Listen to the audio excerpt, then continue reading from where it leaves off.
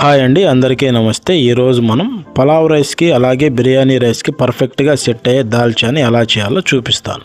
Welcome back to my channel living bro official. ఇంక video start చేద్దామండి. దీనికోసం మనం ఒక 150 గ్రాముల పచ్చిపప్పుని తీసుకున్నాం. వీటిని మంచినీళ్లు పోసుకొని కుదిరితే 1 గంట సేపు వీటిని నానబెట్టుకోండి.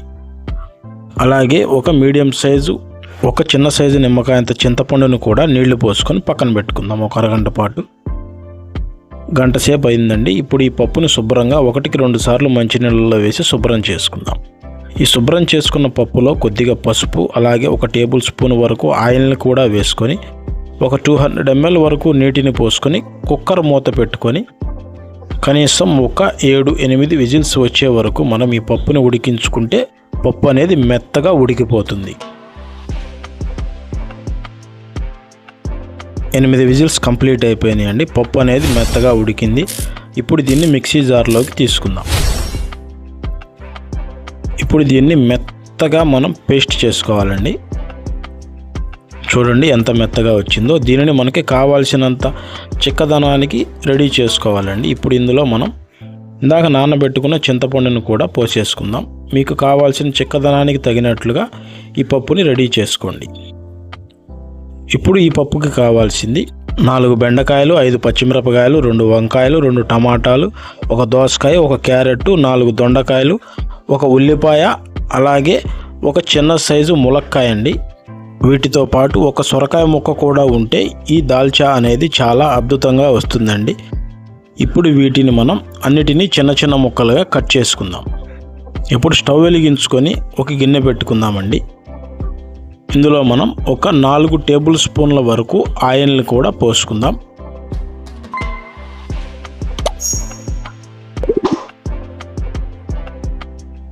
ఆయిల్ వేడెక్కిందండి. ఇందులో మనం ముందుగా ఉల్లిపాయలను వేసుకుందాం. ఉల్లిపాయలు గోల్డెన్ బ్రౌన్ కలర్ వచ్చేంత వరకు మనం ఉల్లిపాయలను వేపుకుందాం. ఇప్పుడు ఇందులో మనం ఒక 2 రెబ్బల కరివేపాకును కూడా వేసుకుందాం. ఇప్పుడు మనం ఇందులో దోసకాయ ముక్కలు, ములక్కాయ ముక్కలు, అలాగే క్యారెట్ ముక్కలు వేసుకుందామండి. వీటిని కూడా చక్కగా మగ్గే వరకు మనం వేపుకోవాలి. అన్నీ ఒకేసారి వేసేస్తే ముందుగా ఉడికేవి మరి మనకి కనిపించకుండా పోతాయండి ఈ దాల్చాలో. అందుకని మనం ముందుగా లేటుగా ఉడికే వాటిని ముందుగా వేసుకోవాలి. ఇవి కొంచెం వేగాయండి. ఇప్పుడు ఇందులో మనం టమాటా ముక్కలు, పచ్చిమిరపకాయలు, అలాగే బెండకాయలను కూడా వేసుకుందామండి. ఇప్పుడు వీటిని కూడా ఒకసారి బాగా కలుపుకుందాం. మూత పెట్టుకొని ఒక 10 నిమిషాల పాటు వీటిని మనం మగ్గించుకుందాం. 10 నిమిషాలు అయిందండి. ఇప్పుడు ఇందులో మనం వంకాయ ముక్కలను కూడా వేసుకొని ఇవి కూడా బాగా కలిసేట్టుగా ఒకసారి కలుపుకుందామండి.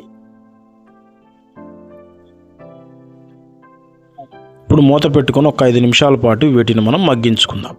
5 నిమిషాలు అయిందండి. ఇప్పుడు మూత తీసి ఒకసారి చూసుకుందాం. ఇప్పుడు ఇందులో మనం ఒక 1/2 టీ స్పూన్ వరకు పసుపుని వేసుకుందాం. అలాగే 1 చెంచా కారాన్ని కూడా వేసుకుందామండి. ఒకసారి ఇవి బాగా కలిసేట్టుగా కలుపుకుందాం. ఇప్పుడు ఇందులో మనం ఒక 2 టేబుల్ స్పూన్ల వరకు అల్లం వెల్లుల్లి పేస్ట్ని వేసుకుందాం. అలాగే కొద్దిగా కొత్తిమీరను కూడా వేసుకుందామండి.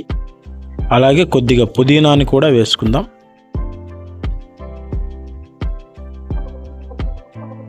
అలాగే ఇందులో ఎండు కొబ్బరితో చేసిన పేస్ట్ను కూడా ఒక 2 టేబుల్ స్పూన్ల వరకు వేసుకుందాం.